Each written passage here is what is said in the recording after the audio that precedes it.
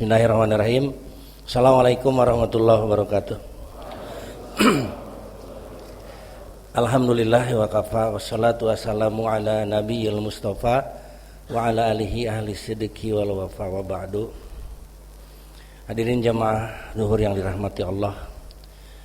Ada seorang sahabat yang bertanya kepada Rasulullah SAW. Pertanyaan ini pertanyaan emas kalau menurut saya, karena mewakili kita banget. Ini hadisnya diriwayatkan dari sahabat Ayyub Al-Ansari radhiyallahu an, diriwayatkan kembali oleh Imam Ahmad bin Hanbal dan Imam Ibnu Majah. Pertanyaannya begini, ya Rasulullah, berikan saya nasihat terbaikmu, tapi singkat. Jadi dia menyadari bahwa daya ingatnya nggak bagus kayak kita gitu loh. Kalau panjang-panjang susah mengingatnya. Dan zaman itu kan belum ada iPad bisa dicatat gitu. Handphone belum ada. Alat tulis sekalipun nggak ada. Hanya mengandalkan ini. Bahkan para sahabat kalaupun nulis di pelapah kurma gitu, belum ada tulis. Nah, rupanya yang bertanya ini mewakili kita karena daya ingatnya bermasalah. Berikan saya nasihat emasmu yang membuat saya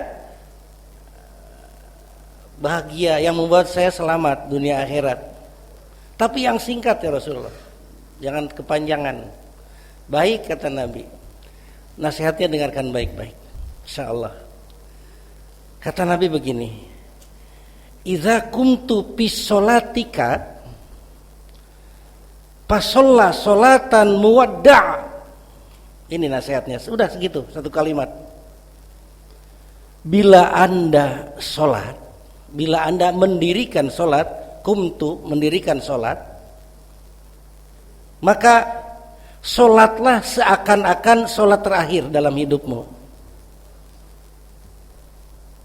Cakep nih nasihatnya.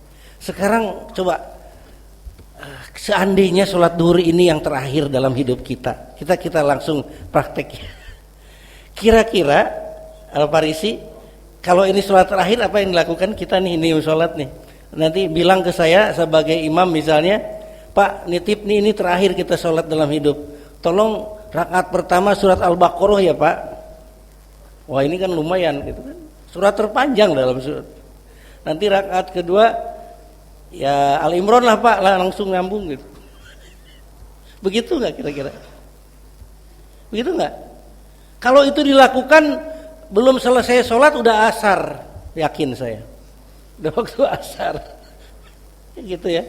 Salah, berarti kita salah. Atau gini, karena ini yang terakhir dalam hidup, maka wah ini kan terakhir, udah puas-puasan lah dengan sholat.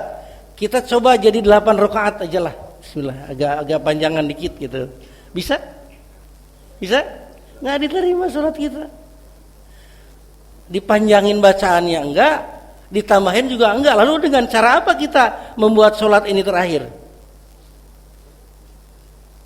Sholat sekhusu mungkin. Khusu bukan rukun sholat, tapi penentu nilai sholat.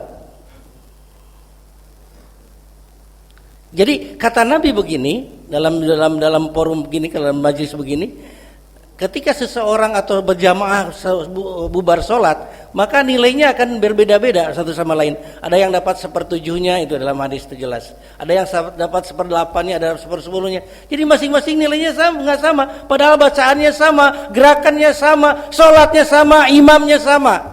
Lalu apa yang membedakan? Jujur aja kita pun akan berbeda. Tadi selama 7 menit sholat, berapa persen kita mengingat Allah dari takbiratul ihram sampai salam? Ayo, berapa persen? Ya, yang tahu dari kita tentu deh Allah Maha tahu ya.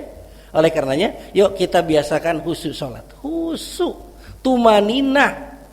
Ya, khusyuk, tumaninah itu menjadi bagian penting dalam sholat. Jadi connecting dengan Allahnya itu sebisa mungkin dari A sampai Z, dari awal sampai akhir.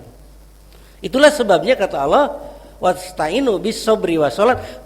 Ketika kalian minta tolong apapun kesulitan sebesar apapun dalam hidup Anda, hanya 2 metode untuk bisa menyelesaikan dan minta tolong sama Allah. Bisobri wassalah, sabar dan sholat.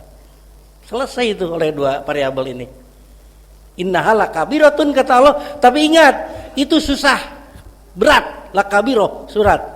Illa, kecuali yang berhasil itu alal khosiin, orang-orang yang khusyuk sholatnya. Bisa dipahami ya?